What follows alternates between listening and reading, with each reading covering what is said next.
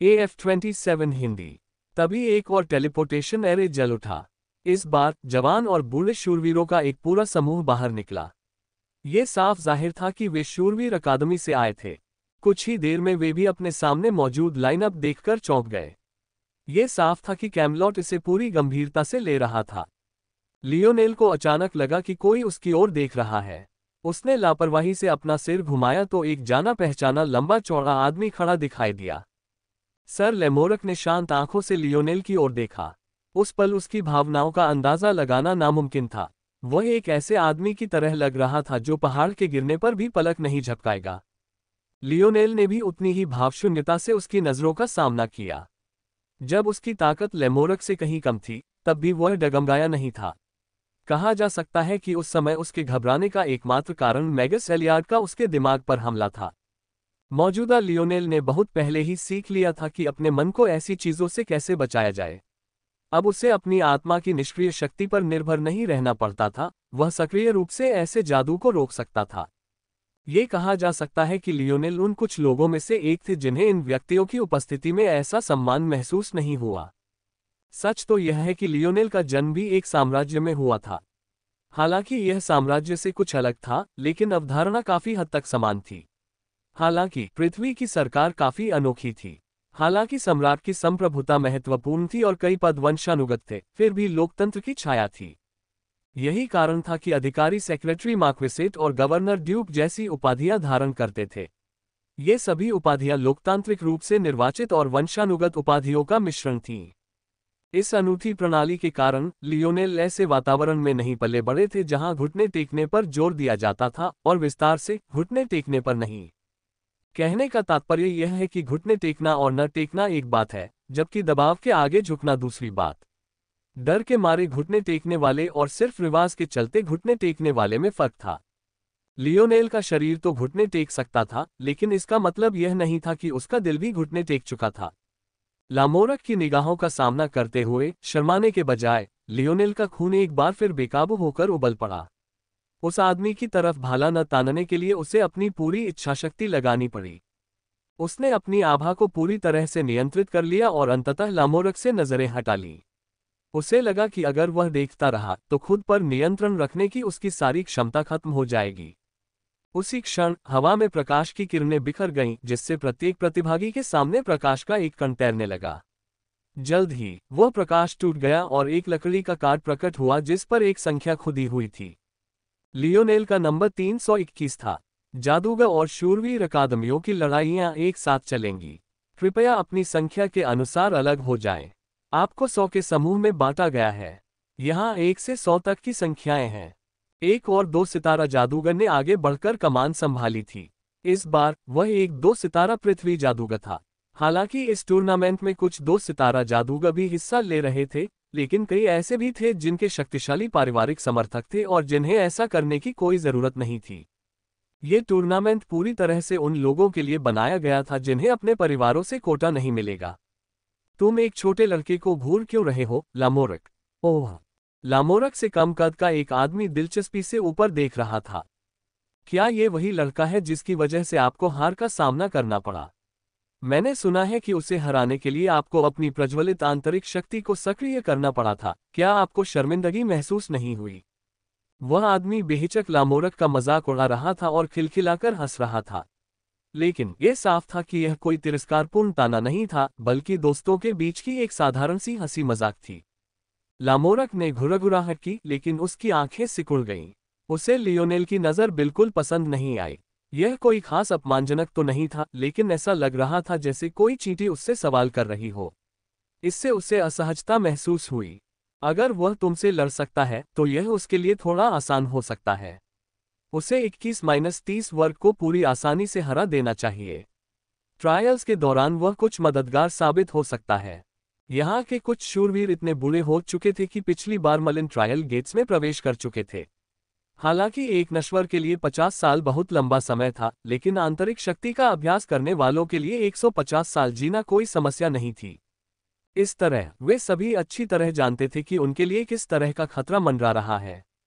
हालांकि वे पहले से कहीं ज्यादा ताकतवर थे, फिर भी उनमें जरा भी आत्मविश्वास नहीं था। मलिन ट्रायल्स ने उनके दिल पर इस तरह का बोझ डाल दिया था। उन्हें प्रवेश के लिए स्थान मिलेगा या नहीं, यह अभी भी एक ऐसा मामला है जिस पर निर्णय लिया जाना बाकी है। हम लेमोरक के पास खड़े शूरवीर ने भौहें चढ़ाईं। मुझे मत बताना कि तुम एक छोटे लड़के को निशाना बना रहे हो, लेमोरक। शूरवीर के लहजे से साफ जाहिर था कि वह एक तरफ स्तब्ध था और दूसरी तरफ निराश। स्तब्ध इसलिए क्योंकि यह वो लामोरक नहीं था जिसे वह जानता था, और निराश इसलिए क्योंकि यह उस तरह का स्वभाव नहीं था जैसा एक शूरवीर में होना चाहिए। उसकी उत्पत्ति अज्ञात है। मैंने उसे केवल इसलिए जीवित रहने दिया क्योंकि एलियाड ने हस्तक्षेप किया था और वह एक लाइट मैच था। लेकिन अब वह एक अर्थ चाइल्ड के रूप में सामने आया है और उसने पवित्र पुत्र से संबंधित सभी मामलों से अपने हाथ धो लिए हैं। अभी उसे सीधे निशाना बनाने या मारने की कोई जरूरत नहीं है। वह अब तक मेरे कैमलॉट को दी गई सेवा के बदले में इस भुगतान पर विचार कर सकता है। लेकिन उसे मलिन ट्रायल्स में प्रवेश देना असंभव है। उसे नियंत्रित करना पहले से ही मुश्किल है, उसे और बेकाबू होने देना उचित नहीं है। शूरवीर की भौहें गहरी हो गईं। ऐसी स्थिति में आप उसे भाग लेने की अनुमति क्यों दे रहे हैं? ये बेहतर है कि वह उचित रूप से हार जाए ताकि उसके पास शिकायत करने के लिए कम चीजें हों। मुझे प्रतिष्ठा की परवाह नहीं है, लेकिन मैं गोल मेज के नाइट की ढाल को कलंकित नहीं कर सकता। क्या तुम मजाक कर रहे हो? तुम उसकी उम्र में ऐसा कौन ढूंढोगे जो उसे हरा सके? तुम क्या खेल खेल रहे हो, लामोरक? लामोरक ने नाक भान सिकोड़ी। हो सकता है कि जिन्हें इस चयन में भाग लेना है वे न ले पाए, लेकिन अगर मैं उन परिवारों से कुछ प्रतिभाशाली 30 वर्षीय युवाओं का चयन करूं तो ये फिर भी संभव हो जाएगा। उद्धरण चिन्ह अल्पविराम उद्धरण चिन्ह। लेमोरक जितना ज्यादा बोलता गया, शूरवीर उतना ही असहज होता गया। ये साफ था कि लेमोरक कोई षड्यंत्रकारी व्यक्ति नहीं था। क्या कोई षड्यंत्रकारी व्यक्ति इतनी आसानी से अपनी सांप की पूंछ इस तरह दिखा देगा? लेमोरक बस वही कर रहा था जो उसे कैमलॉट के लिए सबसे अच्छा लग रहा था। कई मायनों में वह पूरी तरह से गलत नहीं था। लियोनेल की पहचान को लेकर कई सवाल थे और उसकी योग्यताएं तो और भी ज्यादा संदिग्ध थीं। लामोरक की राय में उसे न मारना पहले से ही सद्भावना का संकेत था। हालांकि उसे ट्रायल गेट्स में प्रवेश देना असंभव था। हालांकि इसके बाद जो हुआ उससे लामोरक स्तब्ध रह गए। क्षमा करें, मुझे इस समूह में नहीं होना चाहिए। अब तक माहौल काफी गंभीर और शांत था। किसी अजीब जादू या शायद खाली सीटों पर बिछे काले पर्दों की वजह से उनकी आवाजें उम्मीद के मुताबिक नहीं गूंज रही थीं। लेकिन इससे सभी को बेहद खालीपन महसूस हो रहा था। ज्यादातर आवाजें या तो स्टैंड से देख रहे 100 अभिजात वर्ग की थीं, या फिर नीचे सब कुछ निर्देशित कर रहे 2 सितारा पृथ्वी जादूगर की। तो लियोनेल की आवाज खास तौर पर उभर कर आई। 2 सितारा पृथ्वी जादूगर ने भौहें चढ़ाईं। यह क्या है? यह 21 से 30 वर्ष के युवाओं का समूह है, सही? लियोनेल ने पूछा। हाँ, ये सही है। आप सही जगह पर हैं। लियोनेल ने भौहें सिकोड़ी और सिर हिलाया। इस साल मैं सिर्फ 18 साल का हूं, मैं इस ग्रुप में क्यों हूं? मैंने कब कहा कि मैं 20 साल से बड़ा हूं? अखाड़ा स्तब्ध होकर शांत हो गया। तत्व मैगस ने आश्चर्य से लियोनेल की ओर देखा। सच तो यह है कि उसने इस लियोनेल के बारे में पहले भी सुना था। नहीं, बल्कि यूं कहें कि सभी ने सुना था। और अपनी स्थिति के कारण वह एक अनोखी स्थिति में था और लियोनेल के बारे में कुछ खास बातें भी जानता था। मुख्य बात यह थी कि लियोनेल को हाल ही में 2 दानवों को मारने का श्रेय दिया गया था। यह एक ऐसा कारनामा था जो केवल जनरल स्टॉर्स और 2-3 स्टार मैगी जैसे लोगों के पास ही था।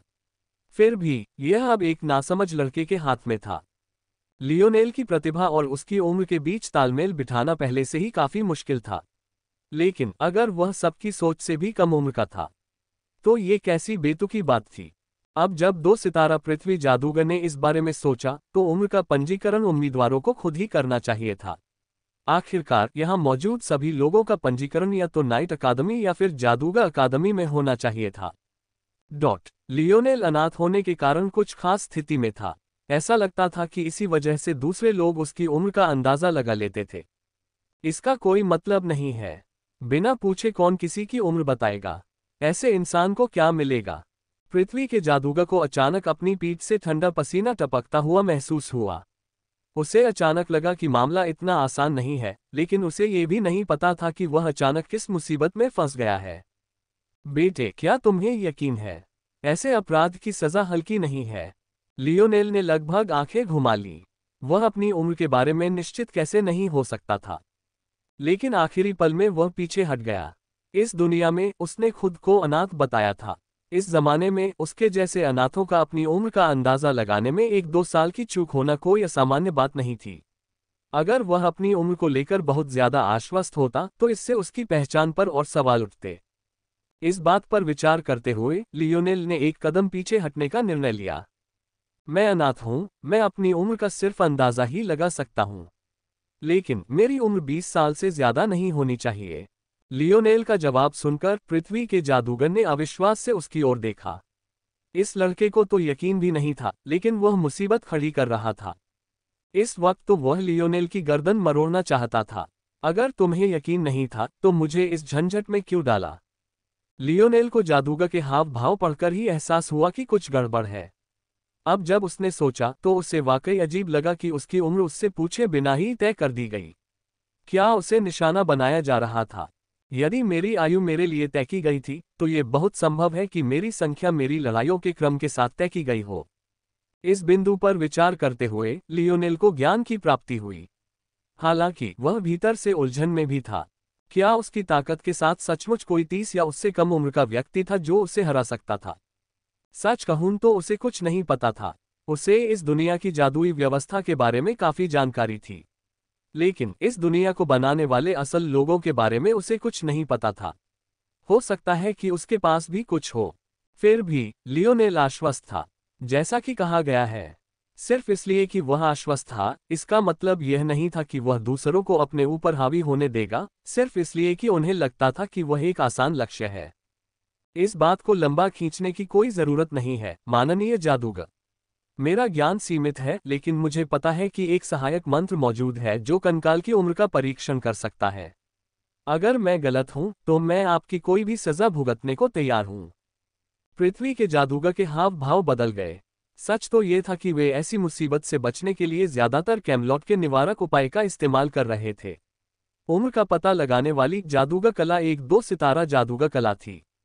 यह न केवल एक उच्च स्तरीय मंत्र था, बल्कि चूंकि इसका कोई और उद्देश्य नहीं था, इसलिए जादूगरों के लिए इसे सीखना दुर्लभ था। सिर्फ एक 2 सितारा जादूगर कला सीखने में वर्षों की साधना और गणनाएं लगती थीं। कोई ऐसे मंत्र पर अपना समय क्यों खर्च करेगा? ये कहा जा सकता है कि जिन्होंने ऐसा किया, उन्होंने शोध के उद्देश्य से ऐसा किया था। चूंकि आयु संज्ञान एक ऐसा मंत्र था जो मानव शरीर की जटिलताओं को समझने पर आधारित था, इसलिए इसे समझने से उपचारात्मक जादू की समझ और गहरी हो गई। कहने का तात्पर्य ये था कि जो लोग इतने उच्च स्तरीय मंत्र सीखने में समय बर्बाद कर सकते थे, उनका कैमलॉट में असाधारण रूप से ऊंचा स्थान था। वास्तव में वे वर्तमान में स्टैंड के भीतर अत्यधिक प्रभावशाली व्यक्तियों में से एक हो सकते हैं। यह पृथ्वी के जादूगर ने असहाय नजरों से स्टैंड की ओर देखा। जाहिर है उसके पास उम्र का पता लगाने की क्षमता नहीं थी। उस पल 21-30 के समूह में कई ठंडी निगाहें चमक उठीं। ये लगभग अदृश्य था, लेकिन लियोनेल ने कुछ निगाहें पकड़ ली जिससे उसके मन में मन ही मन उपहास हुआ। इस नई विश्व व्यवस्था में उन्होंने जितना अधिक समय बिताया, उतना ही अधिक उन्हें ये समझ में आया कि कानून और न्याय के विचार कितने बेकार थे। लियोनेल, है ना, ये कैसा रहेगा? तुम तो शुरू से ही बहुत ताकतवर हो। चाहे तुम कम उम्र के हो या मध्यम आयु वर्ग के, नतीजा एक ही होगा। क्यों न चीजों को ऐसे ही चलने दिया जाए? लियोनेल ने जवाब में लगभग हंस दिया। यदि ऐसा है और परिणाम एक ही है, तो मुझे निम्न आयु वर्ग में भाग लेने की अनुमति क्यों नहीं दी जाती? पृथ्वी का जादूगर बेबस था। उसे सचमुच उम्मीद थी कि लियोनेल बस एक कदम पीछे हट जाएगा।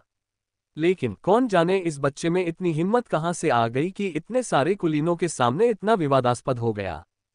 अंत में वह मार्गदर्शन के लिए केवल स्टैन की ओर ही देख सका। पोप मार्ग्रेव आंखों में एक मनोरंजक चमक लिए ये सब देख रहे थे।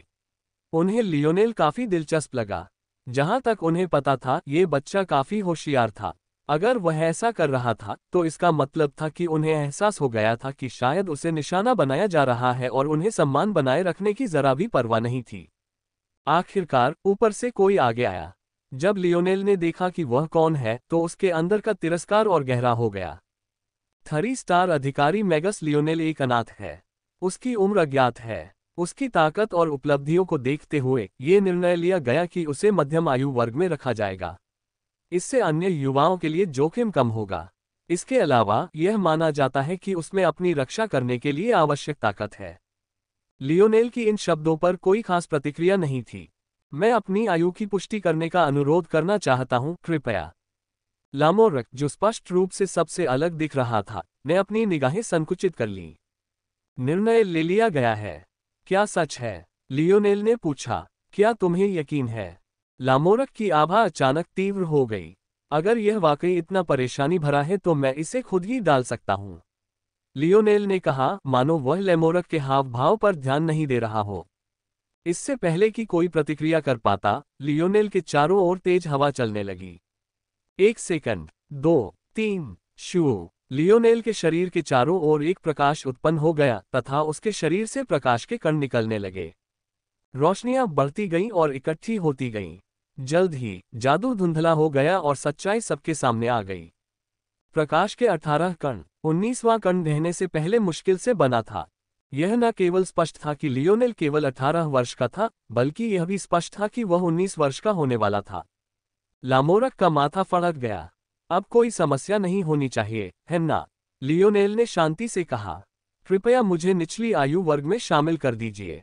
अब बेतुके अंदाजे और अटकलें लगाने की कोई जरूरत नहीं है। लियोनेल की बातों में कुछ भी गलत नहीं लग रहा था, लेकिन उनमें एक छिपा हुआ व्यंग्य था जो उसकी अपरिपक्वता को उजागर कर रहा था। ऐसा लग रहा था कि वह अपनी भावनाओं पर नियंत्रण रखने में बहुत अच्छा नहीं था, लेकिन यही बात सही भी थी। वह अभी भी एक किशोर था। हालांकि इन सब बातों का कोई असर नहीं हुआ। वह सही था। लामोरक की सारी मेहनती योजनाएं धरी की धरी रह गईं। उसने कभी सोचा भी नहीं था कि लियोनेल में सचमुच ऐसा जादू करने की क्षमता होगी। स्टैंड में लियोनस मुस्कुराया। ये लियोनेल है। लगता है इसका असली रूप हर दिन और ज्यादा सामने आ रहा है।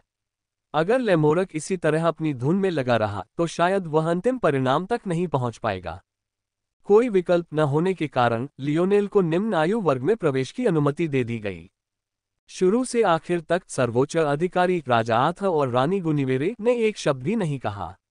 वे लामोरक की मदद के लिए आगे नहीं आए, न ही लियोनेल के पक्ष में कुछ कहा। ऐसा लग रहा था कि वे अंत तक दर्शक बने रहने पर आमादा थे। एक राज्य के शासक होने के नाते वे लंबे समय से आंतरिक कलह के आदी हो चुके थे। हालांकि यह थोड़ा आश्चर्यजनक था कि लियोनेल 2 सितारा जादूगर कला का प्रयोग कर सकता था, लेकिन ये 2 दानवों को मारने जितना आश्चर्यजनक नहीं था। इसलिए अंततः ये स्वीकार्य ही था।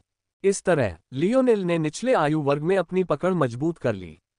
वह लेमोरक को खुद पर निशाना साधने का कोई और बहाना नहीं देना चाहता था, इसलिए चूंकि वह जादूगर अकादमी के चयन में हिस्सा ले रहा था, उसने शुरू से अंत तक सिर्फ जादूगरी कलाओं का ही इस्तेमाल किया, एक बार भी अपना भाला नहीं निकाला। दरअसल उसे प्रशिक्षु कलाओं के अलावा किसी और चीज का इस्तेमाल करने की जरूरत ही नहीं पड़ी। उसके कौशल और युद्ध बोध ने कैमलॉट के कई कुलीनों का ध्यान अपनी ओर खींचा। हर गुजरते पल के साथ वह उन्हें और भी प्रभावित करता गया। ये जानते हुए भी कि उस पर इतने शक्तिशाली प्राणियों की नजर है, वह अपना धैर्य बनाए रखने में कामयाब रहा और अभ्यास के साथ सहजता से युद्धभूमि पर नियंत्रण बनाए रखा। सच तो ये था कि वे तो प्रभावित हुए, लेकिन लियोनेल नहीं। वह तेज गति से जादू कर सकता था, उसका स्पिरिट प्रेशर रिजर्व ज्यादा था और उसकी क्षमता गणनात्मक थी।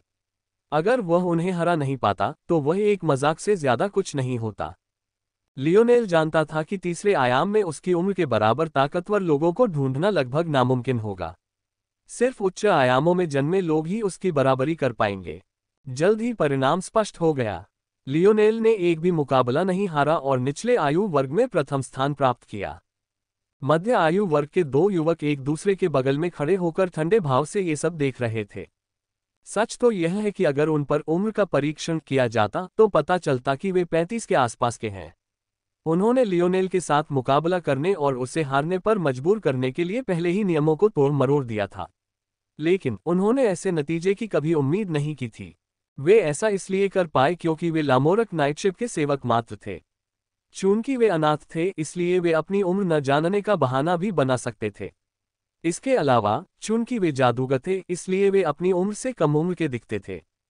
सच तो ये था कि हालांकि उनके चेहरे पर ठंडक थी, फिर भी वे अंदर ही अंदर राहत की सांसें ले रहे थे।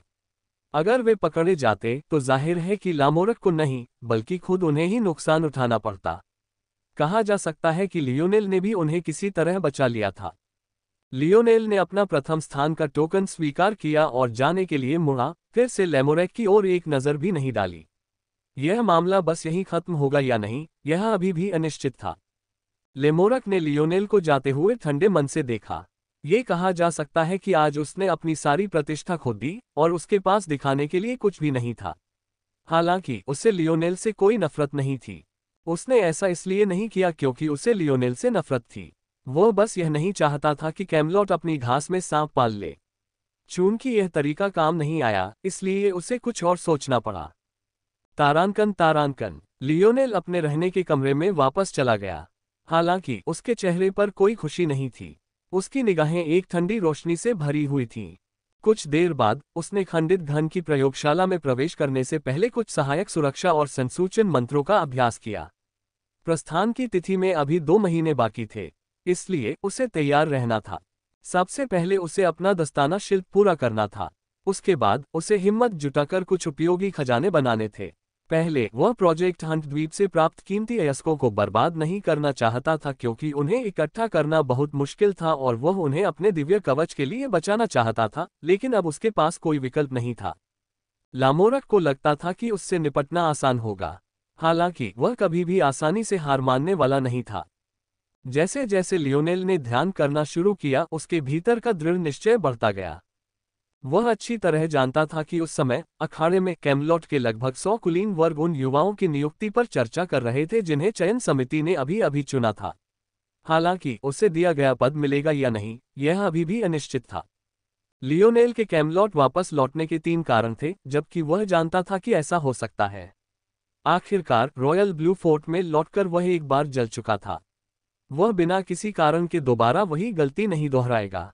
पहला कारण जानकारी थी। उसे मलिन परीक्षणों के बारे में पर्याप्त जानकारी नहीं थी। अगर वह वापस नहीं लौटा होता तो उसे अंदाजा भी नहीं होता कि उस प्रकाश स्तंभ के प्रकट होने के बावजूद उद्घाटन अभी इतने महीनों दूर था। दूसरा कारण अतिरिक्त कार्य थे। इस जोन को पूरी तरह से पूरा करने और साफ करने के लिए लियोनेल का कैमलॉट के साथ अच्छा रिश्ता होना जरूरी था। अगर ऐसा नहीं होता तो ये कई गुना ज्यादा मुश्किल होता। वह संबंध तोड़ना नहीं चाहता था जब तक कि बहुत जरूरी न हो। और आखिरकार ये नाइट अकादमी थी। लियोनेल को अभी तक शूरवीरों के पुस्तकालयों को पढ़ने का मौका नहीं मिला था। ये बहुत संभव था कि उनके पास मौजूद जानकारी उसके स्वप्नलोक को बेहतर बनाने में मदद करे। शुक्र है, इस चयन ने एक अनूठा अवसर प्रदान किया। अकादमियों के नियमों में ढील दी गई थी ताकि छात्र उद्घाटन से पहले के समय में अपने प्रदर्शन में सुधार कर सकें। लियोनेल इस समय का फायदा उठाएगा। उसे नहीं पता था कि उसके आगे क्या क्या परीक्षाएं आने वाली हैं।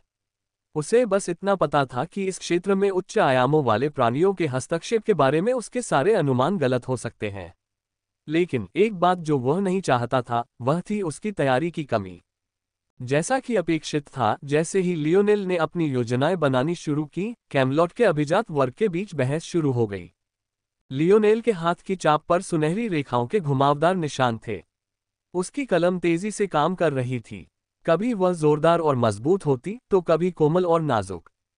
प्रत्येक गुजरते क्षण के साथ उनकी कला का खाका और अधिक जटिल और पेचीदा होता गया। लियोनेल ने जितना अधिक समय फोर्स क्राफ्टर्स की दुनिया में बिताया, उतना ही अधिक उसे एहसास हुआ कि ये दुनिया कितनी गहरी है। किसी शिल्प की जटिलता का अंतिम निर्णायक कारक उसके निर्माण में प्रयुक्त भागों की संख्या थी। शिल्प के निर्माण में प्रयुक्त भागों की संख्या ही ये तय कर सकती थी कि उसे बनाना आसान है या वह उसके निर्माता के लिए अभिशाप होगा। बेशक नियमों के अपवाद हमेशा होते थे। निर्माण की कठिनाई के मामले में निचले हिस्से के शिल्प ऊपरी हिस्से के शिल्प से बेहतर हो सकते थे। उदाहरण के लिए लियोनेल ने अब तक जो सबसे जटिल शिल्प बनाया था, वह उसका पृथ्वी से बच निकलने वाला खजाना था। ये पृथ्वी मुक्त खजाना केवल 2 भागों से बना था, वलय का बाहरी भाग और भीतरी भाग। बाहरी भाग पृथ्वी तत्वीय पात्र से बना था, जबकि भीतरी भाग जल तत्वीय पात्र से बना था। इन दोनों अयस्कों के संतुलन की कठिनाई के कारण ही इस खजाने का निर्माण इतना कठिन था। कहने का तात्पर्य ये था कि भागों की संख्या एक निर्णायक कारक थी, लेकिन एकमात्र कारक नहीं। दुर्भाग्य से लियोनेल को अब दोनों तरफ से परेशानी का सामना करना पड़ रहा था। न सिर्फ इस यान में पहले से कहीं ज्यादा हिस्से थे, बल्कि इसमें बहुत ही अस्थिर तत्व भी थे जिन्हें नियंत्रित करने में उसे दिक्कत हो रही थी। उन्होंने जिस डिजाइन पर सहमति जताई थी, वह 3 आस्तीन वाला एक दस्ताना था, एक उनकी मध्यमा उंगली के लिए, एक उनकी तर्जनी उंगली के लिए और आखिरी उनके अंगूठे के लिए। चून की धनुष चलाने के लिए उनकी छोटी और अनामिका उंगली जरूरी नहीं थी, इसलिए उन्होंने सामग्री बचाने का फैसला किया। हालांकि धातु से एक मजबूत दस्ताना बनाना और साथ ही उसे एक ही हिस्से में गढ़कर लचीला बनाना असंभव था, इसलिए उसे अपनी उंगलियों और अंगूठे के जोड़ों का ध्यान रखना पड़ा। इसके अलावा लियोनेल अपने चुने हुए अयस्कों के गुणों का उपयोग अपने तीरों की शक्ति बढ़ाने के लिए करना चाहता था। इसके लिए उसे दस्ताने के भीतर बलपद बनाने पड़े। इससे जटिलता का एक ऐसा स्तर जुड़ गया जो उसके वर्तमान कौशल से परे था। हालांकि लियोनेल की अपनी एक स्वप्निल दुनिया थी। अगर वह अभी पर्याप्त कुशल नहीं होता तो वह तब तक अभ्यास करता रहता जब तक कि वह वास्तविक जीवन में अपना लक्ष्य हासिल नहीं कर लेता। इस शिल्प में दोहरी पवन और बिजली तत्वीय आत्मीयता होगी। मैं फ्लिटरिंग लीफ अयस्क और सेकंड स्ट्राइक लाइटनिंग एलिमेंटल अयस्क का उपयोग करूंगा। यदि अन्य लोग लियोनेल के विचारों को सुने तो वे सोचेंगे कि वह पागल है। फ्लिटरिंग लीफ अयस्क एक पवन तत्वीय पोत अयस्क था जो अपने हल्के वजन के लिए जाना जाता था। यह उड़ान जैसे खजानों, खासकर पंखों के निर्माण के लिए पसंदीदा था। सेकंड स्ट्राइक लाइटनिंग अयस्क लाइटनिंग जादूगरों का पसंदीदा था। हालांकि इसका मुख्य उपयोग सोचने की गति और कास्टिंग गति बढ़ाने में था। तीरों को मजबूत करने के लिए डिजाइन किए गए शिल्प में इन दो अयस्कों का उपयोग व्यावहारिक रूप से अनसुना था। हालांकि लियोनेल मूर्ख नहीं था। दरअसल इन्हीं योग्यताओं के कारण वह इन्हें चाहता था। हालांकि ये अयस्क अपनी इन्हीं क्षमताओं के लिए जाने जाते थे, फिर भी अंततः ये मूलभूत पात्र ही थे। इस अयस्क परिवार के अंग होने के नाते उनकी शक्ति अपने तत्वों को संचित करने में निहित थी। वे अपनी अपनी क्षमताओं के लिए इसलिए जाने जाते थे क्योंकि वे अपनी क्षमताओं का नियंत्रित आउटपुट प्रदान करने में माहिर थे। उड़ान के लिए नियंत्रित हवा की धारा की आवश्यकता होती है। अगर उड़ान के दौरान हवा अनियमित होती तो मृत्यु की संभावना बहुत अधिक होती। सिक्के के दूसरे पहलू पर गौर करें तो तंत्रिका तंत्र कितना नाजुक था। अगर बिजली के अयस्क पर भरोसा करके सोचने की गति तेज की जा सकती थी तो वह उतना ही कोमल था जितना कि वह था। यही बात इन दोनों को लियोनेल की आदर्श पसंद बनाती है। उसका हाथ उसके शरीर का एक अहम हिस्सा था, खासकर उसका दाहिना हाथ जो भाला चलाने में सबसे ज्यादा इस्तेमाल होता था। इसके अलावा ज्यादातर मामलों में तीरंदाज का शरीर पतला और नाजुक होता था। चाहे तीर हो या हाथ, लियोनेल को अपनी सुरक्षा को ज्यादा से ज्यादा महत्व देना था, ताकत को नहीं। लियोनेल जानता था कि वह और भी ज्यादा प्रभावशाली प्रभाव के लिए दूसरे अयस्कों को चुन सकता है, लेकिन वह अभी भी इतना अकुशल था कि उनकी सफलता की गारंटी नहीं दे सकता था। हो सकता है भविष्य में वह ऐसी चीजों पर गौर करे, लेकिन अभी के लिए यही उसका सबसे अच्छा विकल्प होगा। मैं दस्ताने के अंदर बल पथों की नींव के रूप में पवन और बिजली शिरा अयस्कों का उपयोग करूंगा। हालांकि वे केवल सहायक भूमिका निभाएंगे, सारा मौलिक बल पवन और बिजली शिरा अयस्कों द्वारा प्रदान किया जाएगा।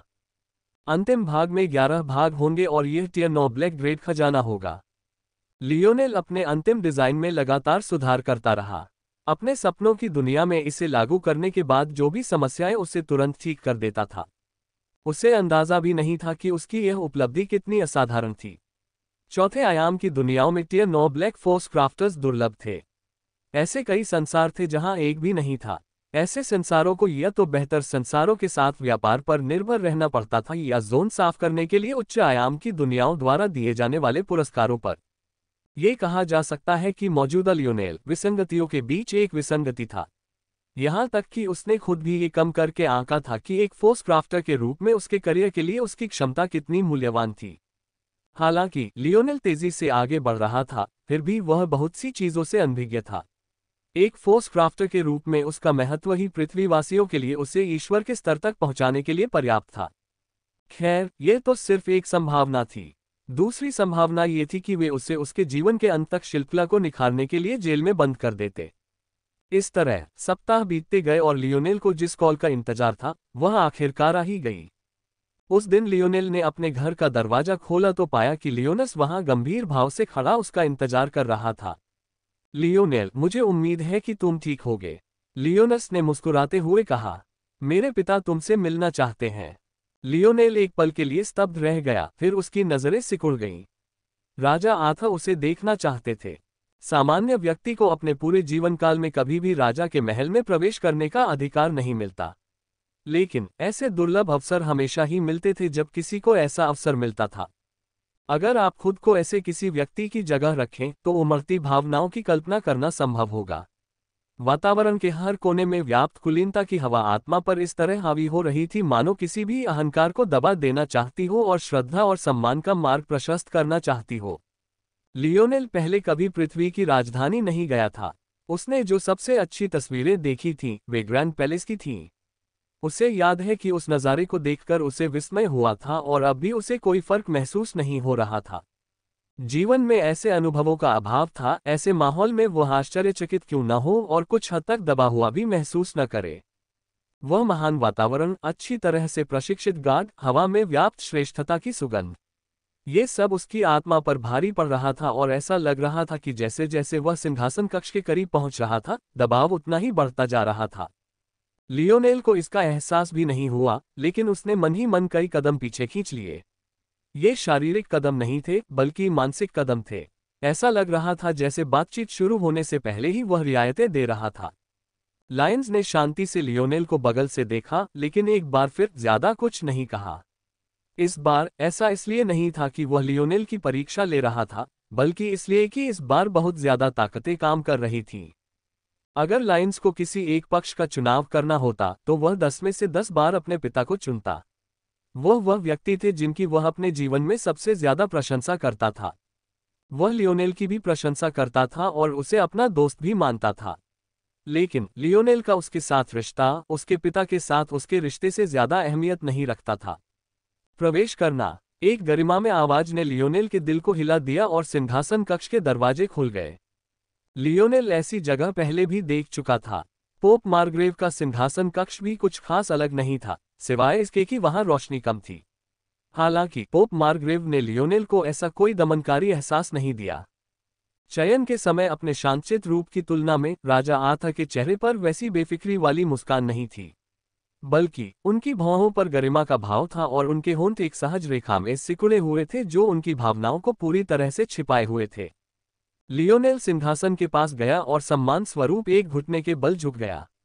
उसने दोनों अकादमियों के पुस्तकालयों में उचित आचार व्यवहार के बारे में पढ़ा था। उसकी तीव्र स्मरण शक्ति के कारण उसे उनका पालन करना ज्यादा मुश्किल नहीं लगा। हालांकि इस जानकारी के कारण लियोनेल ये भी जानता था कि जब तक राजा आर्थर की स्वीकृति नहीं मिल जाती, उसे उठना नहीं चाहिए। लियोनेल ने सोचा था कि उसे तुरंत कुछ सुनाई देगा, लेकिन उसने कभी नहीं सोचा था कि उसके सम्मान के प्रदर्शन का जवाब एक लंबी खामोशी से मिलेगा। 3 सितारा अधिकारी मैगस लियोनेल फियोरे बैरोनी में एक अनाथ के रूप में जन्मे। 3 सितारा प्रशिक्षु नाइट हैकल द्वारा अनुशंसित। राजा आर्थर के ये बातें कहने के बाद एक और लंबा विराम आया, उसके बाद उन्होंने अपनी बात जारी रखी। सिर्फ ये 3 कैमलॉट के सूचना नेटवर्क 1 महीने से भी अधिक समय से पूरी ताकत से काम कर रहे हैं, फिर भी वे केवल इतना ही पता लगा सके हैं।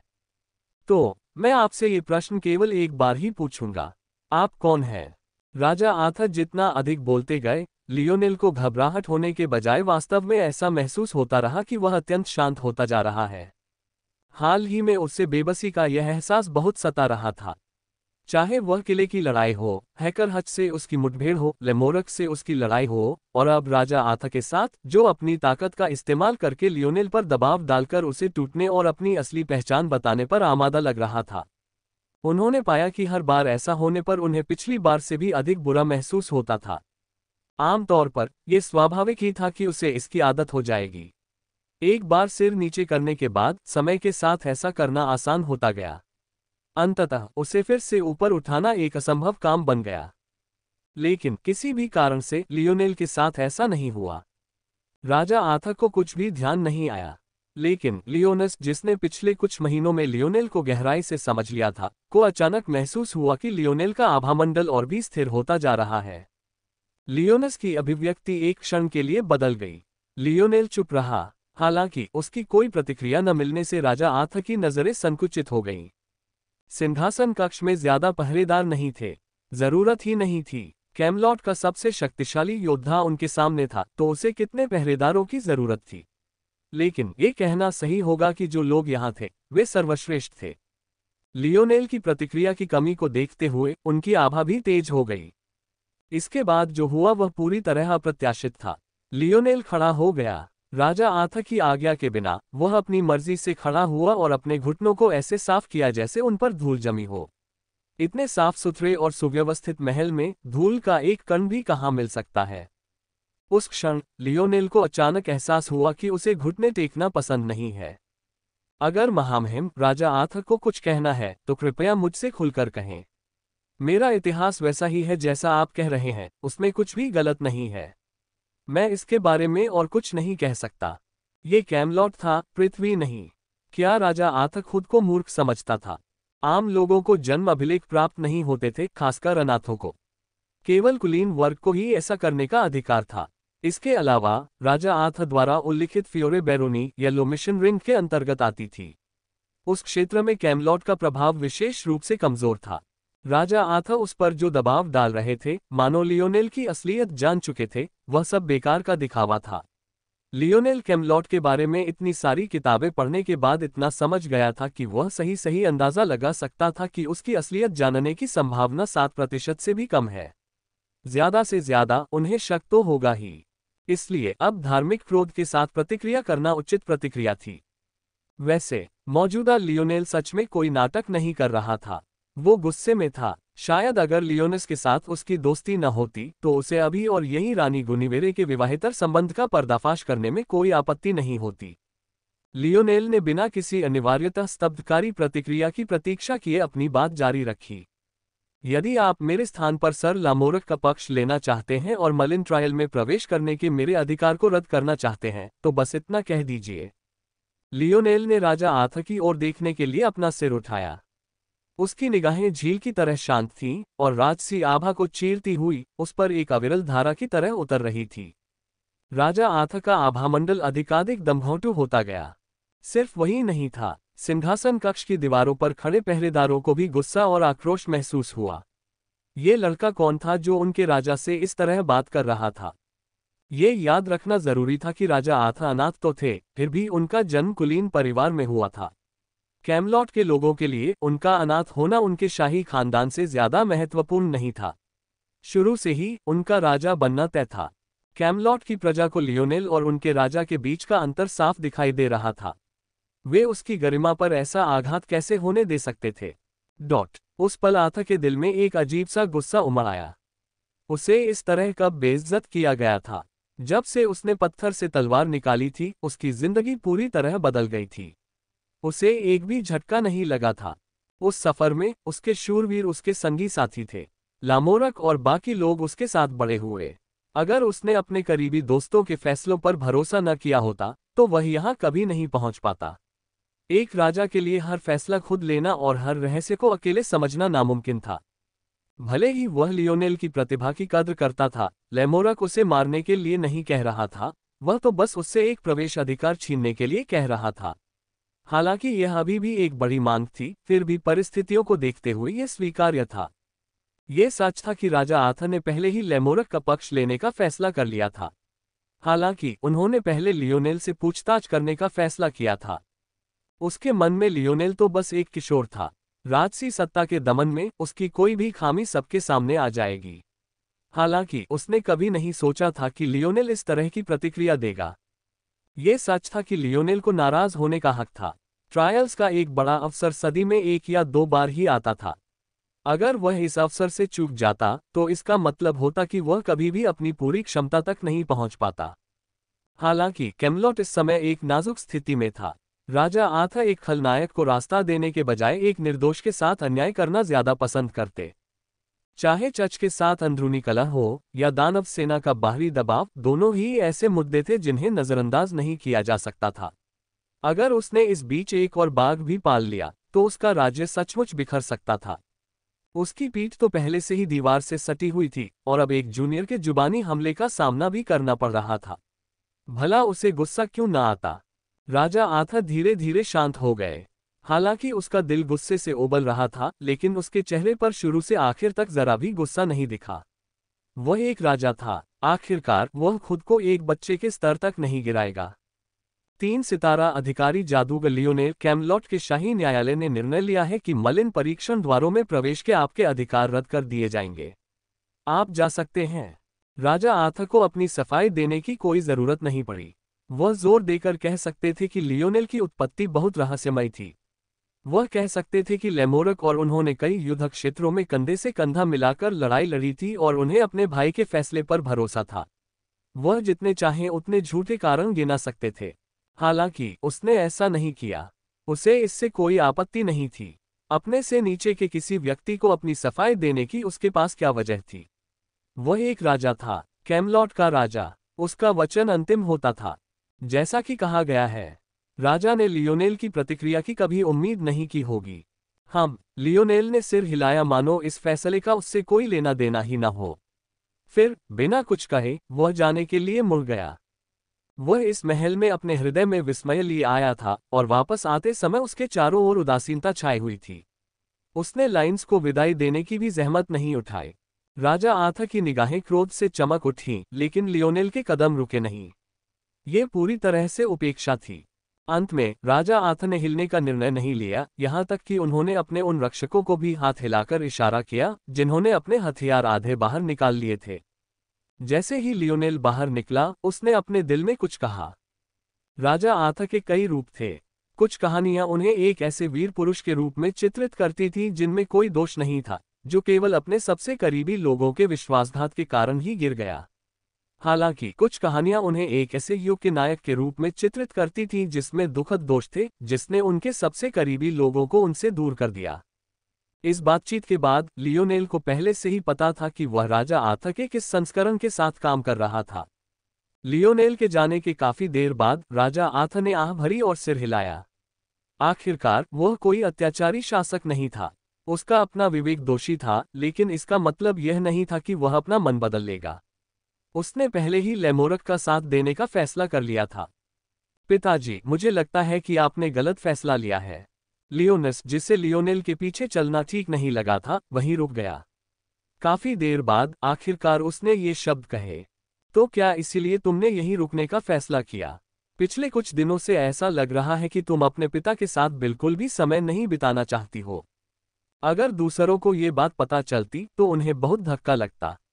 आखिरकार लाइन्स के मन में अपने पिता के लिए सिर्फ आदर था। उनसे दूर रहना तो वह करेगा ही नहीं। पिता, राजा आर्थर ने अपना हाथ हिलाया। अब और मत कहो, फैसला हो चुका है। राजा जो शब्द बोलता है उसे इतनी आसानी से वापस नहीं लिया जा सकता। वह एक पृथ्वी जादूगर है, इसलिए सुनिश्चित करें कि इसका ठीक से हिसाब किताब हो। सुनिश्चित करें कि वह अगले 1 साल तक कैमलॉट न छोड़े। इसके बाद उसे जाने दें और जो चाहे करने दें। यदि वह मोड्रेड में शामिल होने के लिए आगे बढ़ता है तो उसे मार डालो। यदि नहीं तो उसे छोड़ दो। राजा आर्थर ने ये काम न सिर्फ अपने बेटे को बल्कि अपने पहरेदारों को भी सौंपा था। क्या यह मजाक नहीं होगा अगर लियोनेल को जमीन के रास्ते ट्रायल्स की ओर भागने की इजाजत दे दी जाए, जबकि उसे ऐसा करने से मना किया गया था? लियोनेल की उम्मीद के मुताबिक ही सब कुछ हुआ। जब वह जादूगर अकादमी में अपने निवास पर लौटा तो उसने पाया कि वहां कई ऐसे मंत्र थे जो उसने खुद नहीं बनाए थे। उनमें से कई ने अंतरिक्ष को बंद कर दिया और टेलीपोर्टेशन मंत्रों को सक्रिय होने से रोक दिया। कुछ ने जमीन को ठोस बना दिया, जिससे पृथ्वी के जादूगरों की अपने फायदे के लिए उसका इस्तेमाल करने की क्षमता में बाधा आए। और ज्यादातर डिक्टेशन टाइप के थे, जो लियोनेल की हर गतिविधि पर नजर रखते थे। लियोनेल की निगाहें क्रोध से चमक उठीं। उसके आत्मिक दबाव के एक जोरदार उभार के साथ उसकी जासूसी जादूगरनी कलाएं कांच की बारिश की तरह बिखर गईं, उसकी शक्ति के नीचे ढह गईं। मुश्किल से 1 सेकंड बाद लियोनेल को अपने दरवाजे पर दस्तक सुनाई दी। उसने दरवाजा खोला तो दूसरी तरफ एक जाना पहचाना चेहरा था। ये संसूचन तंत्र एक उद्देश्य के लिए स्थापित किए गए थे। महामहिम राजा आर्थर द्वारा निर्धारित नियमों के तहत अगले वर्ष तक आपकी स्वतंत्रता आपकी नहीं रहेगी। यदि आप इन्हें फिर से नष्ट करते हैं तो यह माना जाएगा कि आप विद्रोह कर रहे हैं और आपके साथ वैसा ही व्यवहार किया जाएगा। लामोरक ने बिना किसी भावना के कहा। फिर लियोनेल की प्रतिक्रिया की प्रतीक्षा किए बिना वह एक और हट गया और एक जादूगर को लियोनेल के निवास में प्रवेश करने की अनुमति दे दी, मानो वह उसका अपना निवास हो। क्षमा प्रार्थी भाव से जादूगर ने लियोनेल द्वारा नष्ट की गई सभी डिक्टेशन जादूगर कलाओं को फिर से बनाना शुरू कर दिया।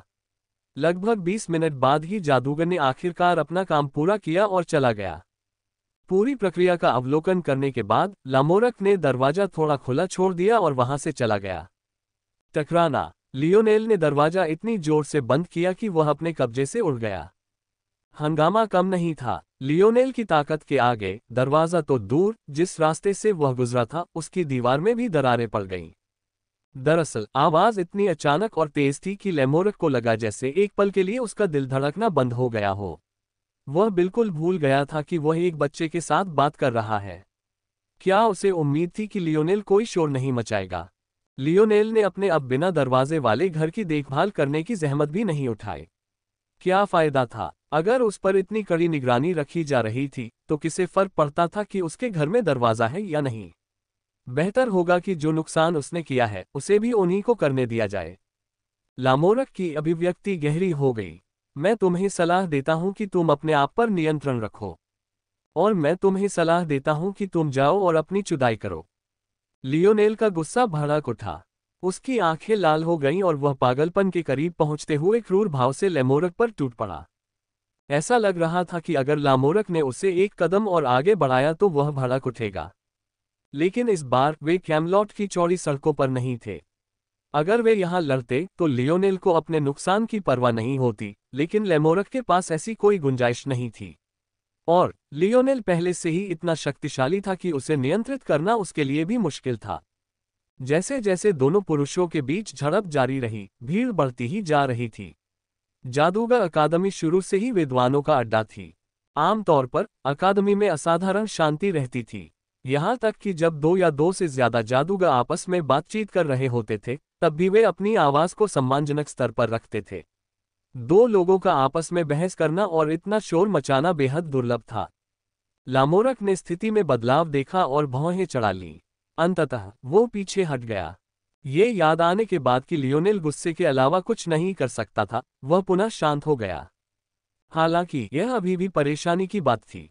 अगर अकेले उसकी बदनामी हो रही होती तो कोई बात नहीं, लेकिन अगर दूसरों को पता चल जाता कि कैमलॉट के लिए किए गए इतने सारे कामों के बाद भी लियोनेल को निशाना बनाया जा रहा है, तो यह एक समस्या बन जाती। राजा आर्थर या लामोरक ने इस बात पर ध्यान नहीं दिया कि लियोनेल हर चीज पर क्या प्रतिक्रिया देता था।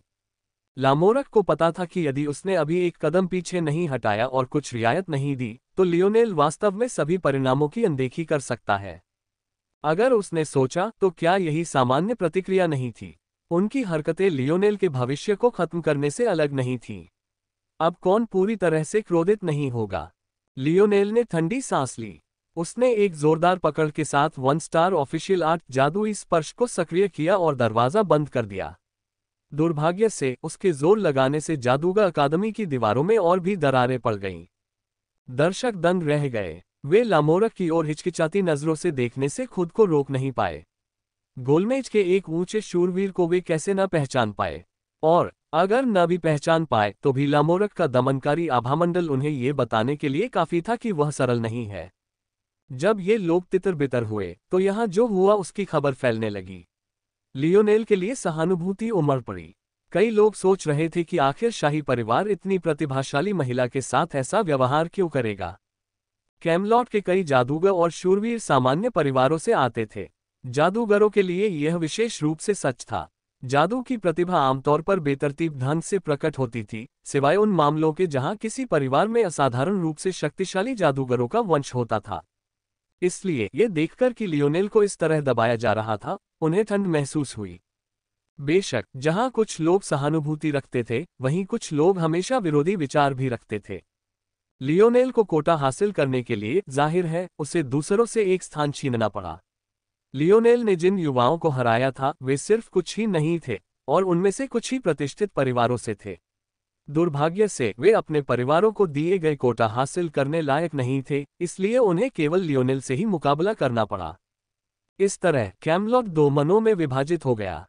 तभी लियोनेल की संदिग्ध पृष्ठभूमि की अफवाहें फैलने लगीं। एक राज्य होने के नाते कैमलॉट कथाओं को नियंत्रित करने में कैसे सक्षम नहीं हो सकता था। अचानक अपने साथ हुए व्यवहार के प्रति लियोनेल का धार्मिक आक्रोश एक ऐसे व्यक्ति की कहानी बन गया जो अपनी भावनाओं को नियंत्रित नहीं कर सकता था और दयालुता का बदला नहीं चुका सकता था। लियोनेल एक आम आदमी था। यह उसका सौभाग्य था कि उसे जादूगर अकादमी में प्रवेश मिल गया। किसी मोड़ पर लामोरक द्वारा लियोनेल की जान बख्शने और मैगस एलियार्ड की कृपा प्राप्त करने की खबर भी फैल गई। इस तरह जो कहानी लियोनेल के साथ हुए अन्याय की होनी चाहिए थी, वह लियोनेल की कृतज्ञता की कहानी बन गई, एक ऐसे अभिमानी युवक की कहानी जिसने अपनी सफलता को अपने सिर पर हावी होने दिया। हालांकि मौजूदा लियोनेल का इन बातों पर ध्यान देने का मन नहीं था। जैसे ही उसने फिर से दरवाजा जोर से बंद किया, उसका उग्र क्रूर चेहरा अजीब तरह से शांत हो गया। ऐसा लग रहा था जैसे उसे शुरू से ही गुस्सा नहीं आया था। अब इस जगह को छोड़ने का समय आ गया है। लियोनेल मूर्ख नहीं था। राजा आर्थर की बातें सुनते ही उसे पहले से ही अंदाजा हो गया था कि ऐसा ही होगा। अब तक उसने जो कुछ भी किया था वह सिर्फ एक नाटक था। सच तो यह है कि लियोनेल सचमुच बहुत गुस्से में था, लेकिन वह ऐसा इंसान नहीं था जो ऐसा महसूस होने पर भड़क उठता। ऐसी स्थिति में उसके शांत हो जाने की संभावना ज्यादा थी, मानो कोई ज्वालामुखी फटने का इंतजार कर रहा हो। जेम्स से उनकी आखिरी मुलाकात में हुई बातचीत इस बात का सटीक उदाहरण थी। उस समय लियोनेल के मन में तरह तरह की भावनाएं उमड़ रही थीं। फिर भी बाहरी रूप से उनका व्यक्तित्व शांत और स्थिर था, भले ही वे अपने जीवन भर के दोस्त को खो रहे थे। लियोनेल ऐसे ही इंसान थे। लामोरक के साथ अपनी संक्षिप्त बातचीत में उन्होंने दो चीजें हासिल की। सबसे पहले उसने लामोरक को खुद को कम आंकने पर मजबूर कर दिया। जो इंसान अपनी भावनाओं पर काबू नहीं रख पाता वह कोई बहुत खतरनाक इंसान नहीं होता। खुद को एक नासमझ किशोर बताकर उसने अपने खतरे को कई गुना कम कर दिया था। हालांकि लियोनेल के लिए यह एक गौण मामला था। इससे उसे ज्यादा से ज्यादा एक छोटा सा फायदा ही मिलता। उसकी असली योजना जासूसी कला को तहस नहस करने में ही थी। लियोनेल को जरा भी शक नहीं था कि लैमोरक की मुलाकात उस जादूगर से होगी जिसने ये कलाएं बनाई थीं। दरअसल हो सकता है कि वह मुलाकात इसी वक्त हो रही हो। उस मुलाकात के बाद लैमोरक को पता चलेगा कि लियोनेल ने जिन एरे को नष्ट किया था उनमें से लगभग 5% अभी भी बचे हुए हैं। इससे लैमोरक की सतर्कता और भी कम हो जाएगी। लेकिन उन्हें इस बात का जरा भी अंदाजा नहीं होगा कि लियोनेल ने एरे में पहले ही एक खामी पैदा कर दी है। लियोनेल अपने कमरे के बीचों बीच जाकर ध्यान में बैठ गया, मानो खुद को शांत करने की कोशिश कर रहा हो। 1 घंटे बाद वह उठा और बिना कुछ कहे शांति से अपने कमरे से बाहर चला गया। लियोनेल ऐसे चलता रहा मानो कुछ हुआ ही न हो। जादूगर अकादमी के गलियारों में मुश्किल से ही कोई दिख रहा था और जो इक्का दुक्का उसे देख भी रहे थे वे बस नजरें घुमा रहे थे, जिन्हें लियोनेल ने नजरअंदाज कर दिया।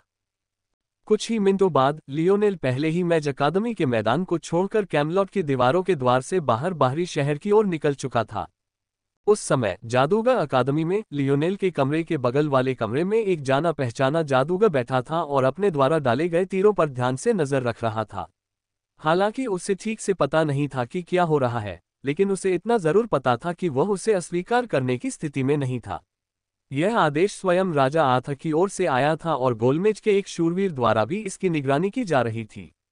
वह भले ही 2 सितारा जादूगर रहा हो, लेकिन उसकी हैसियत दूसरों से कहीं कम थी।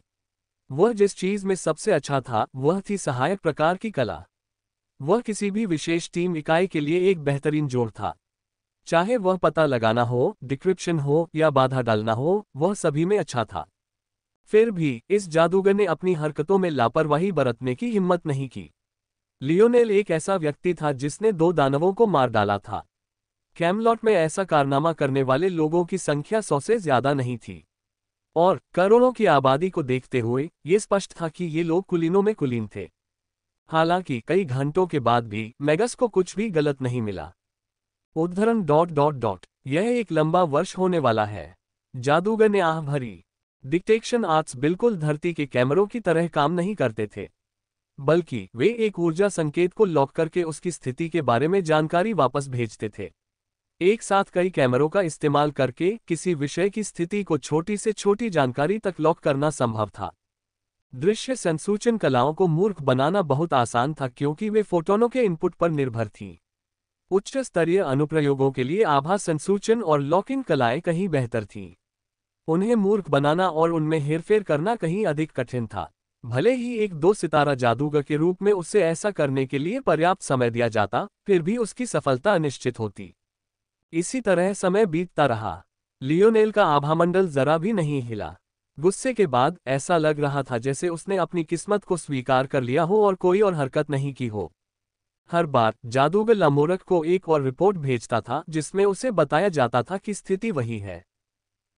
सच तो यह है कि लैमोरक भी लियोनेल पर निजी तौर पर नजर रख रहा था, बस उसका तरीका थोड़ा अलग था।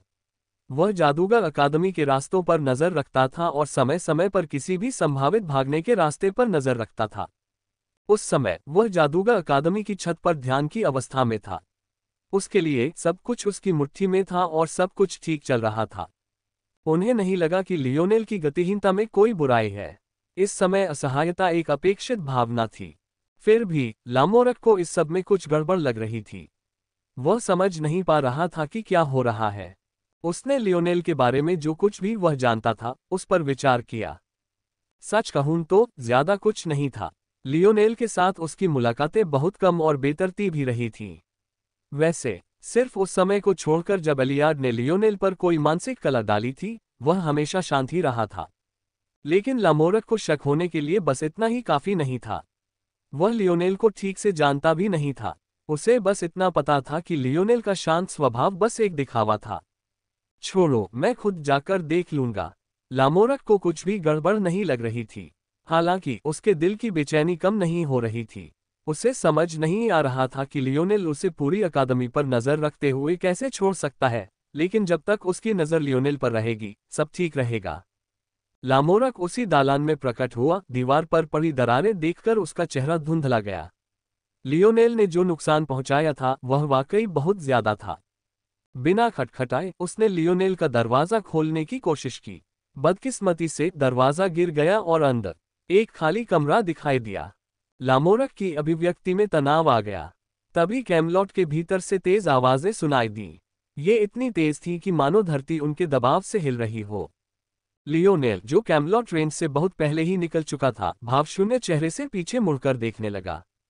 फिर वह मुड़ा और ऐसे चलता रहा जैसे उससे उसका कोई लेना देना ही न हो। ढूंढो, मुझे परवाह नहीं कि तुम्हें क्या करना है। राजा आर्थर की आवाज कैमलॉट के महल में गूंज उठी। इसमें कोई शक नहीं कि यह पूरी तरह से क्रोध से भरी हुई थी। जब लियोनेल ने उसकी पूरी तरह से अवहेलना की थी तब भी उसे इतना गुस्सा नहीं आया था। लेकिन अब उसे ऐसा लग रहा था जैसे उसके चेहरे पर थप्पड़ मारा जा रहा हो और सब देख सकें। उसके लिए अगर लियोनेल के भविष्य की संभावनाएं पूरी तरह से खत्म हो जाती तो कोई बात नहीं। हालांकि अगर लियोनेल कैमलॉट का नियंत्रण छोड़ देता तो अब तक उसने जो भी जोखिम उठाया था वह सब बेकार हो जाता। अब उसने न सिर्फ अपने बाद जन्मी शायद सबसे महान प्रतिभा को अपमानित किया था, बल्कि उसे अपनी नाक के नीचे से गायब भी होने दिया था। नहीं, उससे भी ज्यादा चौंकाने वाली बात यह थी कि यह प्रतिभा बिना किसी की नजर में आए गायब हो सकती थी। राजा आर्थर के क्रोध ने कैमलॉट के कुलीन वर्ग के अंदर आग लगा दी थी। सब कुछ पहले से ही इतने समय से तलवार की धार पर नाच रहा था और अब इसने अचानक उन्हें मौत की खाई में धकेल दिया था। आर्थर के कहने पर कैमलॉट का कार्यबल 3 टीमों में बढ़ गया। एक टीम लियोनेल के निशान ढूंढने पर केंद्रित थी, दूसरी टीम उस कमरे का अध्ययन कर रही थी जिसे उसने छोड़ा था, और आखिरी टीम राजधानी की कहानी पर नियंत्रण कर रही थी, जिससे लियोनेल की छवि एक दुष्ट व्यक्ति की बन गई। हालांकि लियोनेल के घर में आए बदलावों का गहराई से विश्लेषण करने के बाद जादूगर पूरी तरह से दंग रह गए।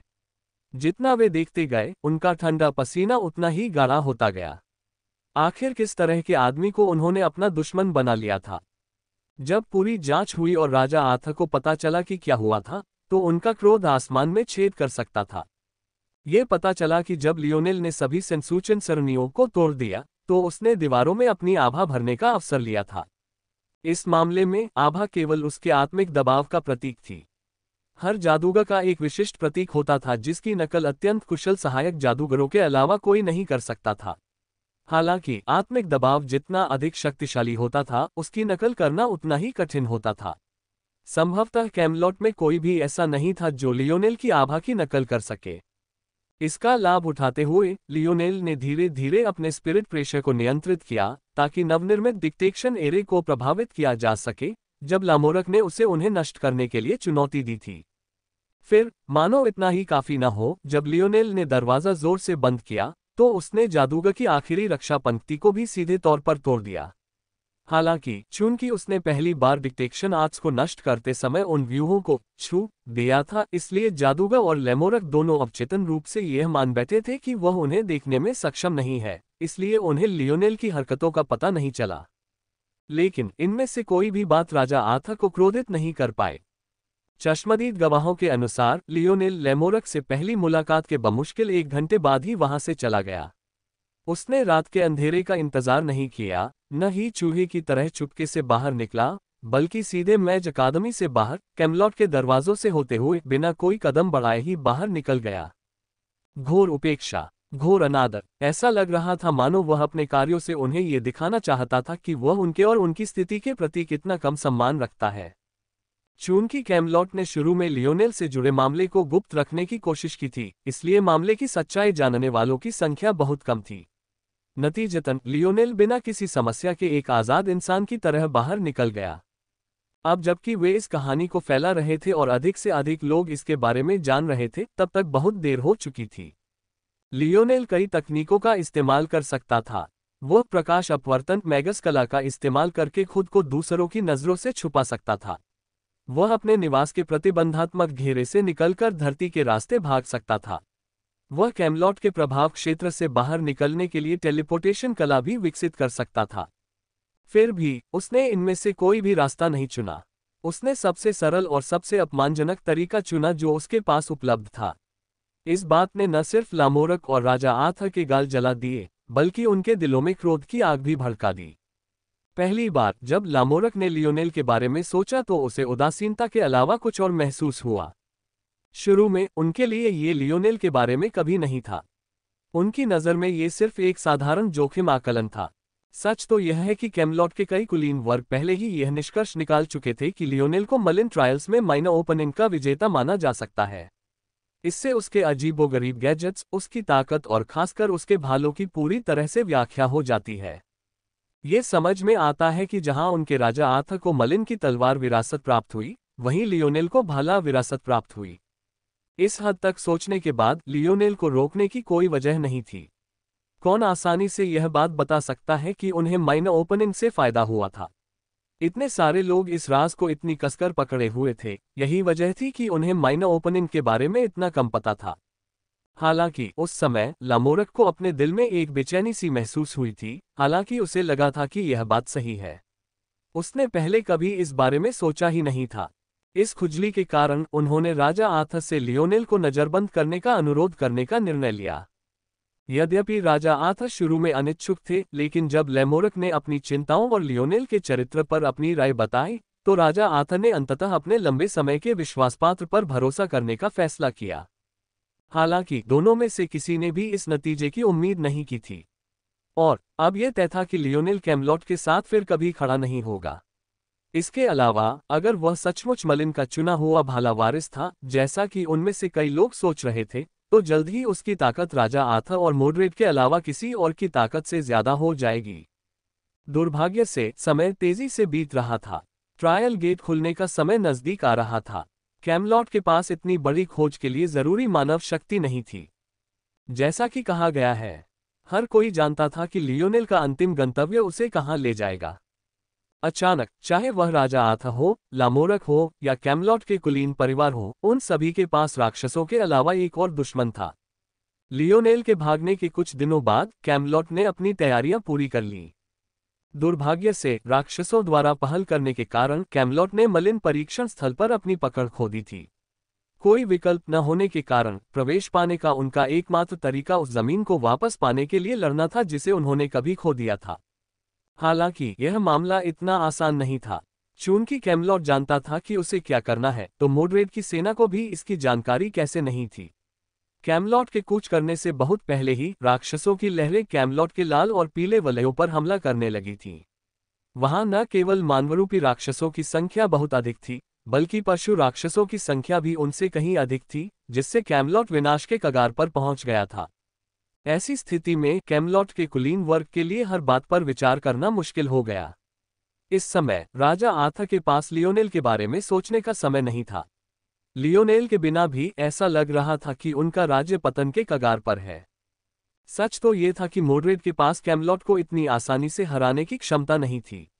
लेकिन समस्या की जड़ ये थी कि कैमलॉट के सभी कुलीन वर्ग ट्रायल गेट्स में प्रवेश करना चाहते थे, और उससे भी आगे एक खास कोण से उन्हें ऐसा करना ही था। अगर दानव अभिजात वर्ग प्रवेश कर गया लेकिन कैमलॉट नहीं कर सका, तो उनकी ताकत में असमानता तेजी से बढ़ेगी। इस तरह कैमलॉट का गुणवत्ता पर मात्रा का लाभ खत्म हो जाएगा और उनके दिन गिने चुने रह जाएंगे। हालांकि कैमलॉट के सभी कुलीनों का वहां प्रवेश करना असंभव था। अगर वे ऐसा करते तो आम लोगों की रक्षा कौन करता? अगर वे आम आदमी की बलि चढ़ा देते तो क्या होता अगर वे और ज्यादा ताकतवर होकर वापस आते? क्या तब तक उनके पास लौटने के लिए कोई राज्य भी होता? इन परीक्षणों को पूरा होने में कई साल लग सकते थे। ऐसे में वे कैमलॉट को इतने लंबे समय तक असुरक्षित कैसे छोड़ सकते थे? तो कुछ को पीछे रहना पड़ा। लेकिन सवाल ये था कि कौन? परिणामस्वरूप कैमलॉट का आंतरिक कलह और भी बदतर हो गया। कोटे की लड़ाई अपने चरम पर पहुंच गई और जो लोग पीछे रहने को मजबूर थे उनके दिलों में बेशक गहरी नाराजगी दबी हुई थी। हालांकि मुश्किलों का दौर अभी खत्म नहीं हुआ था। यहां तक कि जो लोग रुकेंगे और जाएंगे, उनका फैसला हो जाने के बाद भी जो लोग जाएंगे उनके लिए कोई आसान रास्ता नहीं था। राक्षसों ने न केवल कैमलॉट की भूमि पर आक्रमण किया था, बल्कि एक हिस्से को पीछे रहकर बचाव करने के लिए मजबूर भी किया था। बल्कि राक्षसों की लहरें भी उनके आगे बढ़ने के रास्ते में बाधा बन रही थीं। कैमलॉट की सर्वश्रेष्ठ टेलीपोर्टेशन संरचनाएं एक साथ ज्यादा से ज्यादा 10 लोगों को ही संभाल सकती थीं, इसलिए पैदल मार्च करना ही एकमात्र विकल्प था। हालांकि इससे उन्हें एक के बाद एक खूनी युद्धों का सामना करना पड़ सकता था। जब तक कैमलॉट सीमा क्षेत्र में वापस लौटा और प्रवेश द्वार के पास पहुंचा, तब तक उनकी संख्या काफी कम हो चुकी थी और जो बच गए थे उनकी हालत भी अच्छी नहीं थी। तारांकन कैमलॉट की चिंताओं का लियोनेल से कोई लेना देना नहीं था। एक अकेले यात्री होने के नाते और अपनी अदम्य आंतरिक दृष्टि के साथ लियोनेल को सीमा क्षेत्र में वापस जाने में कोई परेशानी नहीं हुई। लियोनेल ने टेलीपोर्टेशन एरे लगाने के बजाय पैदल ही आगे बढ़ना चुना। लंबी दूरी के टेलीपोर्टेशन एरे की सटीकता तब तक कमजोर थी जब तक कि दो एरे एक दूसरे से दूर न जुड़े हों। जाहिर है लियोनेल के पास ऐसा करने की सुविधा नहीं थी, वरना एक एरे का इस्तेमाल करने का क्या मतलब होता? लियोनेल जिन जादूगरों को जानता था उनमें कम दूरी की जादूगरी कलाएं भी थीं। हालांकि लियोनेल जैसे व्यक्ति के लिए भी न केवल उन्हें बहुत ज्यादा आत्मिक दबाव की जरूरत होती थी, बल्कि उन्हें इस्तेमाल करने में भी काफी समय लगता था। एक सामान्य जादूगर को ऐसी एक कला का इस्तेमाल करने में आधे मिनट से ज्यादा समय लगता था। लियोनेल के लिए इसमें कम से कम 10 सेकंड लगते थे। ऐसी कलाओं का सबसे अच्छा इस्तेमाल कुशल जादूगर ही कर सकते थे, जो दोहरी कलाएं कर सकते थे, मतलब दुश्मन को रोकने के लिए एक कला तैयार करते हुए दूसरी कलाएं इस्तेमाल कर सकते थे। लियोनेल को अभी तक ऐसा करने की जरूरत नहीं पड़ी थी, खासकर तब जब अपने स्पिरिट प्रेशर के बावजूद वह एक ही युद्ध में ऐसी कलाओं का ज्यादा से ज्यादा 10 बार इस्तेमाल कर सकता था। सौभाग्य से लियोनेल पहले भी एक बार लाइंस के साथ इस क्षेत्र से होकर गुजर चुका था। हालांकि वह टेलीपोर्टेशन स्टेशनों से होकर गुजरा था, फिर भी उसे दिशा का सामान्य अंदाजा था। उसे बस सीमा क्षेत्र तक पहुंचना था और उसे पूरा यकीन था कि वह प्रकाश के उस विशाल स्तंभ को नहीं चूकेगा। जैसी कि उम्मीद थी, लाल घेरे से निकलने से पहले ही लियोनेल दूर से ही स्तंभ देख सकता था। दरअसल अपनी आंखों का इस्तेमाल किए बिना भी वह हवा में भारी बल के उतार चढ़ाव को महसूस कर सकता था। उसे बस अपनी इंद्रियों का अनुसरण करते हुए सबसे ज्यादा सांद्रता वाले क्षेत्र की ओर बढ़ना था। प्रकाश अपवर्तन इस क्षेत्र में पहुंचकर लियोनेल अधिक सतर्क हो गया। प्रकाश अपवर्तन उसे केवल दृष्टि से छिपा सकता था। यह एक 1 स्टार मैगस प्रकाश कला थी जो किसी विषय के चारों ओर प्रकाश को अपवर्तित करती थी। चूंकि दृष्टि प्रकाश के प्रतिपुष्टिपाश पर निर्भर करती थी, ऐसा करने से व्यक्ति अनिवार्य रूप से अदृश्य हो जाता था। प्रकाश जादू की आक्रमण कलाएं भले ही दुर्लभ रही हों, लेकिन ऐसी अनगिनत सहायक कलाएं थीं। दुर्भाग्य से यह आंतरिक दृष्टि को धोखा नहीं दे सका, लेकिन लियोनेल के वर्तमान उपयोगों के लिए यह एकदम सही था।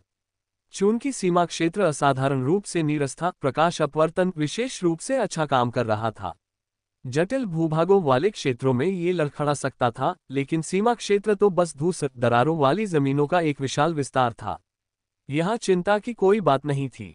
लियोनेल तेजी से प्रकाश स्तंभ की ओर बढ़ता गया। वह जितना करीब पहुंचता गया, राक्षसों की आबादी उतनी ही घनी होती गई। ये स्पष्ट था कि मोड्रेड परीक्षण द्वारों के चारों ओर एक सघन जाल बिछा रहा था। अंततः राक्षसों का घेरा इतना घना हो गया कि लियोनेल अब सामान्य रूप से आगे बढ़ने की हिम्मत नहीं कर सका। मिट्टी की सड़क लियोनेल जमीन में धंस गया। मिट्टी का रास्ता एक 3 स्टार मैगस आर्ट था। लियोनेल को इसे बनाने में थोड़ा समय लगा। हालांकि जब उसके पास तैयारी का समय होता और वह इसे अपने पृथ्वी मुक्ति खजाने के साथ इस्तेमाल कर पाता, तो वह जमीन पर ऐसे चल सकता था जैसे जमीन पर चल रहा हो। लियोनेल धीरे धीरे आगे बढ़ा, अपनी चाल को नियंत्रित रखते हुए ताकि ऊपर वालों को पता न चले। जब उसे लगा कि वह मलिन ट्रायल गेट से लगभग आधा किलोमीटर दूर है तो वह रुक गया। नजर लगने के डर से अपनी आंतरिक दृष्टि बढ़ाए बिना भी वह अपने ऊपर घनी राक्षसी ऊर्जाओं को महसूस कर सकता था।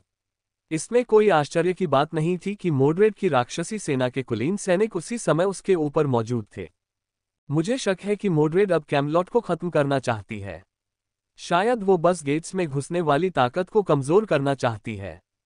लगता है वो काफी हिसाब किताब रखने वाली इंसान है। कैमलॉट और मोड्रेड ही वो दो लोग नहीं थे जिनकी लियोनेल को चिंता थी। वह उन 11 लोगों के बारे में भी सोच रहा था जो उसके साथ आए थे, और साथ ही उच्च आयामों के प्राणियों के संभावित हस्तक्षेप के बारे में भी। अगले कुछ सालों में कुछ भी आसान नहीं होगा। लियोनेल ने गुप्त रूप से एक दृष्टि समूह तैनात किया। हालांकि यह काफी निम्न स्तर का था, फिर भी यह वास्तव में एक अच्छी बात थी। उन शक्तिशाली प्राणियों के लिए इतने निम्न स्तर के मंत्र का पता लगाना कम संभव था। चूंकि लियोनेल अपनी आंतरिक दृष्टि का उपयोग करने की हिम्मत नहीं कर पा रहा था, इसलिए उसे किसी अन्य तरीके से स्थिति का निरीक्षण करना पड़ा। आखिरकार लियोनेल ने कमर कस ली। उसे पता था कि उसके ऊपर एक बड़ी लड़ाई लड़ी जाने वाली है। इस बीच उसे अपने तुरुप के पत्तों पर कुछ अंतिम मुहर लगा देनी चाहिए। हालांकि लियोनेल ने कभी भी यह उम्मीद नहीं की थी कि उसे सेगमेंटेड क्यूब की लैब से